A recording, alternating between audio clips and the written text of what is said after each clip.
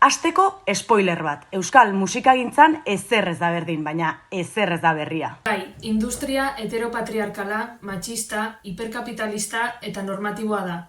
Holtzak dira horren erakusleiorik bistakoenak, eta horri begiratu diogu guk. Guk begiratu eta sei lagunek ahotsa eta gorputza jarri. Amets Arangurenek, Areta Senosianek, Ines Osinagak, Miren Narbaizak, Naia Zubeldiak eta Sara Sosaiak.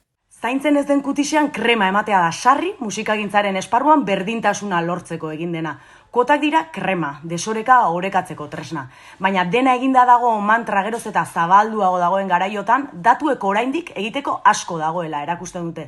Zeren 2024an kontzertuen erdiak gizonez osatutako taldeekin egin ziren. Emakumeak holtzan kasuen 11% bakarrik ikusi ahal izan ziren. Kuotek zenbakiak parekatzeko balio dute, baina ez dute holtza bizigarri egiten. Holtza bitatzen duten emakumeen bizipena jaso ditugu. Estetikaren zamaz, perfekzioaz, eremu ez mistoez, industriaren logikez, sareaz eta abar. Zer esan nahi duten jakin nahi? Gu ikusentzun baino, irakurri artikuloa.